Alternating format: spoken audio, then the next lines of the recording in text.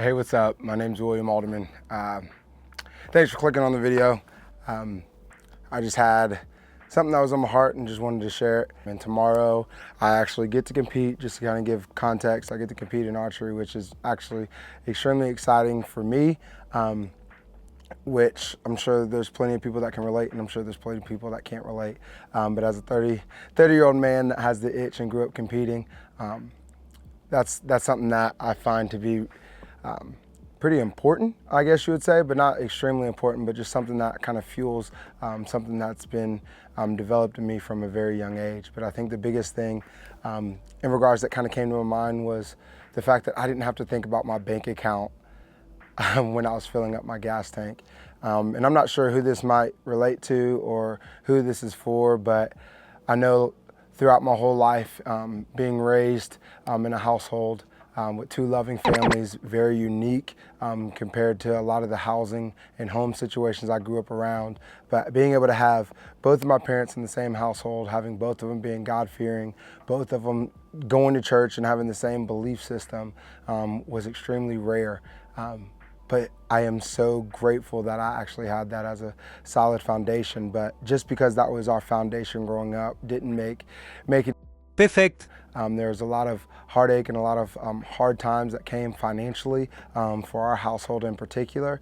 And I think it's why a lot of times you'll hear me whenever I make reference to some of the gear that I actually have been able to acquire over the last 4 or 5 years of being in archery.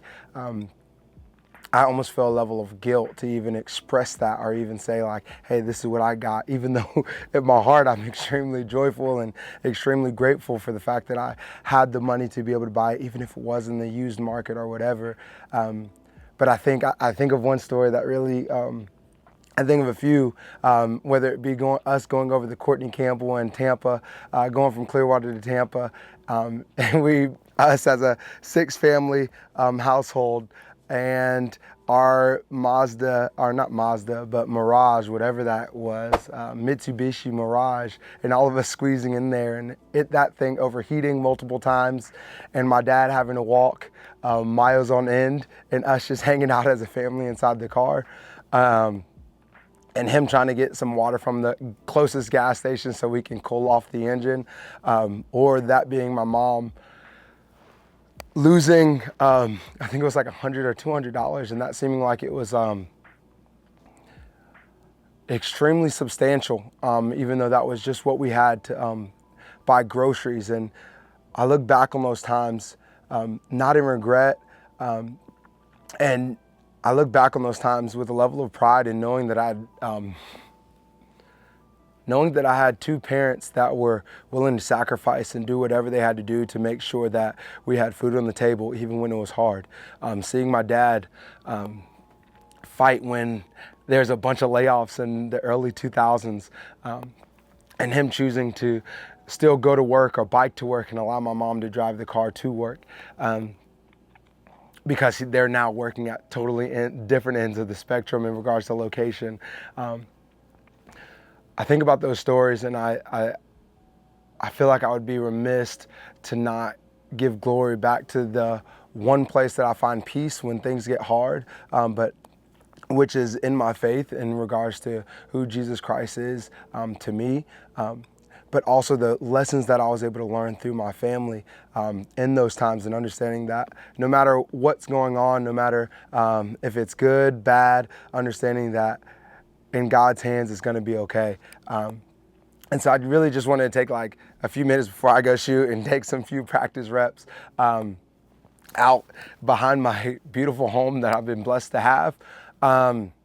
This is like really weird to even just like, I don't know, I was just thinking at the gas station just how grateful I am to not have to worry about the simplicity of how much money do I have in my bank account and can I take care of this gas bill.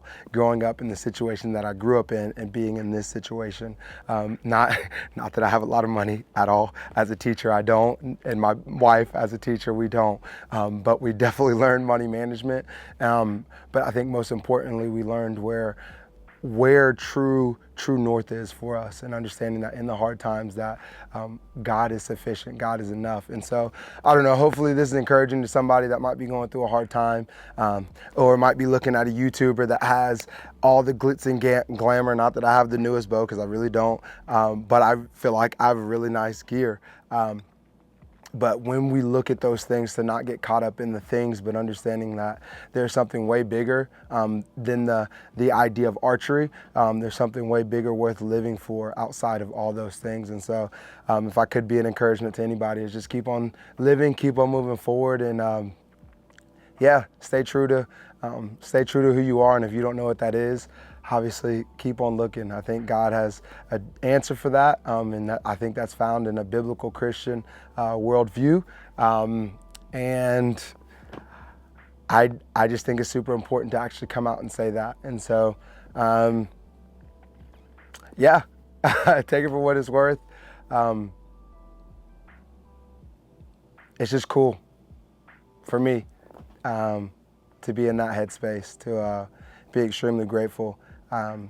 Because I said, I don't think God is some bank account and just some swiper that we get to call on when times are hard or when times are good. I think He is consistent, and it's us that change, and we have to remember to completely submit to Him, even in the hard times, but even more so in the good times, so that we never lose our true north and lose our identity inside of all the glitz and glamour and all the pretty things. So I'm going to stop rambling, but be grateful, love God, love others, and don't forget to be better, and take it one day at a time. So peace and unity, and I'm going to enjoy shooting behind my house.